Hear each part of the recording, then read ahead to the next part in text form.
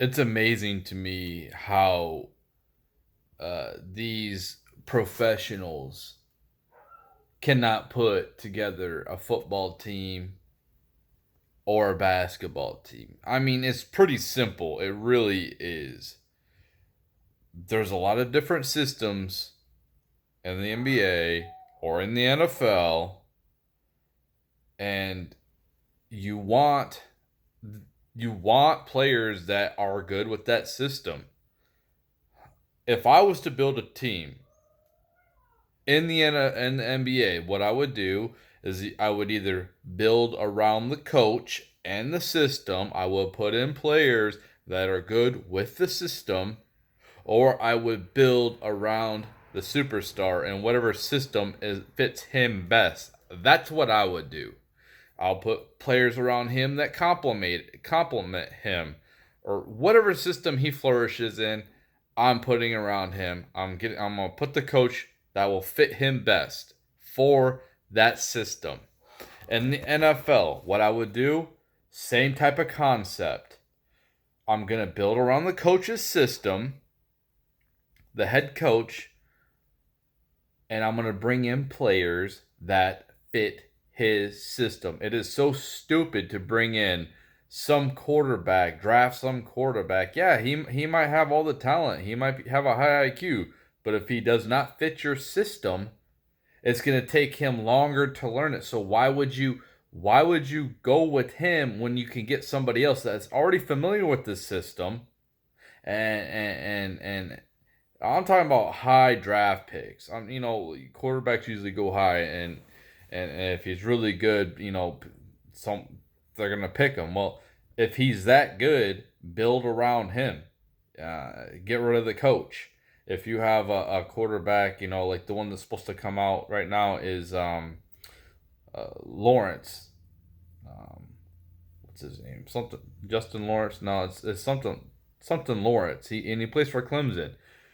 He's supposed to come out and he's supposed to be like the next Andrew Luck. He's supposed to be like the next Peyton Manning. He's really talented. He's a really good quarterback. Well, if you're gonna bring him on and you got a coach, a head coach with his offensive coordinator that has a different philosophy, you're setting him back years. Instead of, if you have a chance to get this elite quarterback, you need to get rid of the coaches and bring in coaches who will fit his system style the best and implement that. That's how you um, develop these players the best. And the way I would build my team, if I was to build my team, I would build an offensive line awesome, and the defensive line will be awesome. I want those two solid. The trenches I want solid. I would have,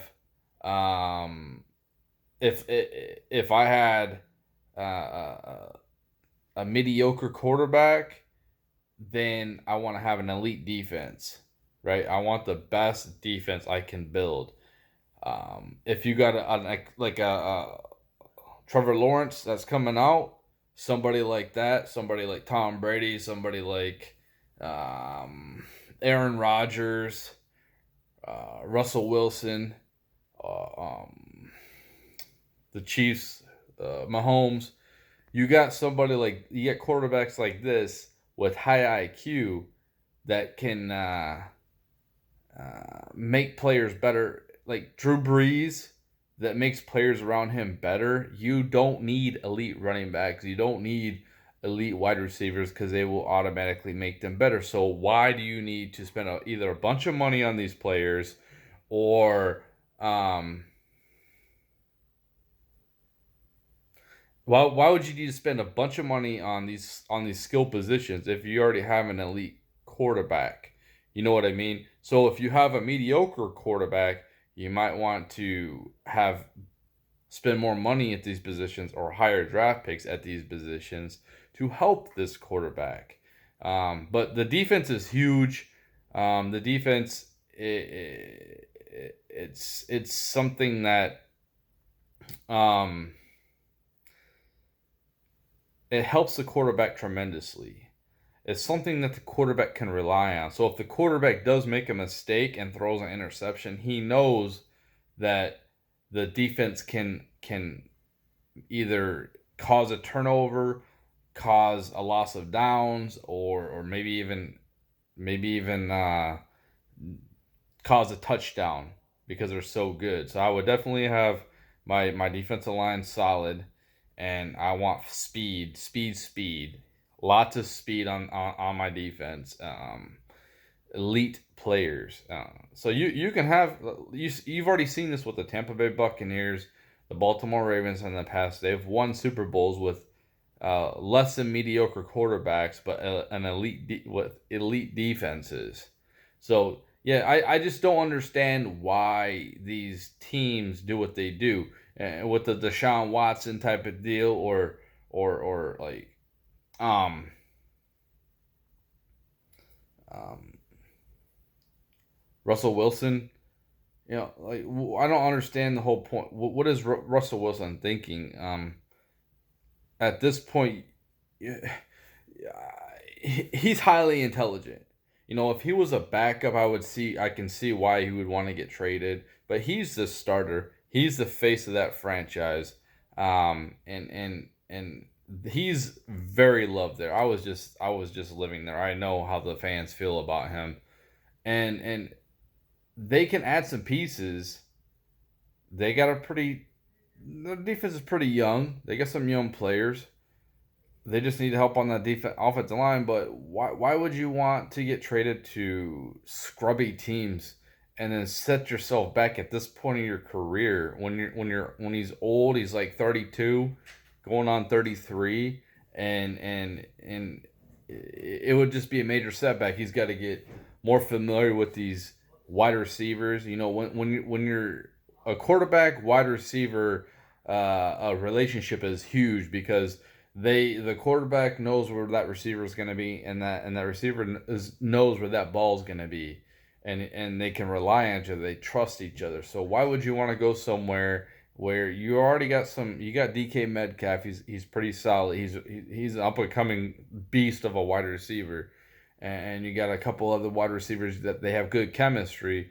And then you might go to some kind of organization that is not good for your style of quarterbacking. The system might not match, and that's what I just don't understand why they don't get this. Just because somebody's a big name in free agency, like they might have been good on one team, but um, their system on that team might have helped them out tremendously to be that good, however good that they were.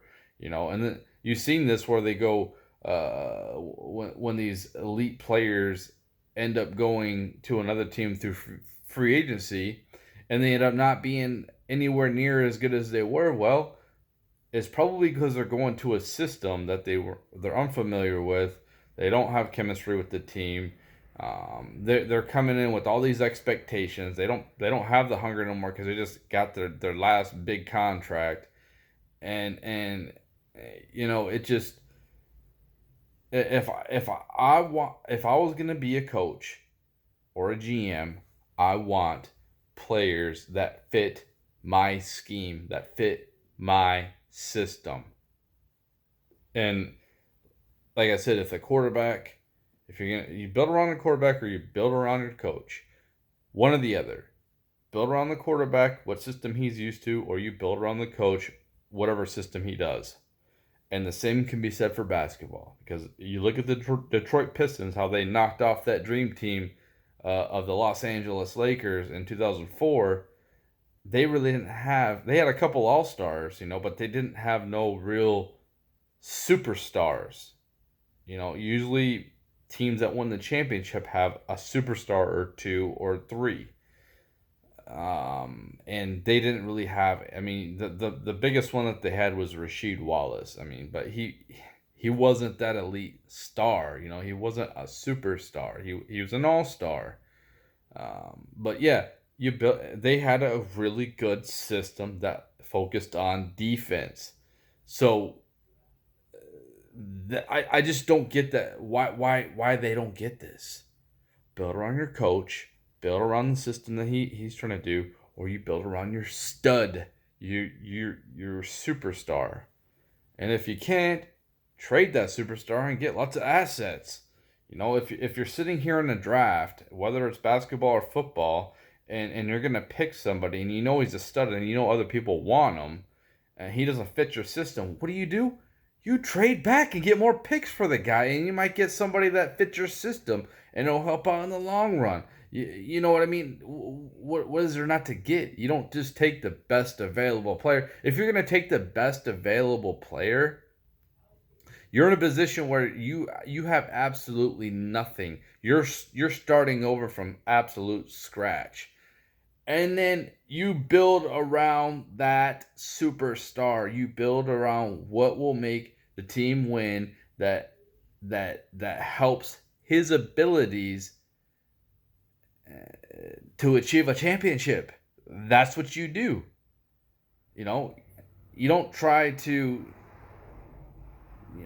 build it with band-aids and scotch tape. No, you build around something with a lot of value.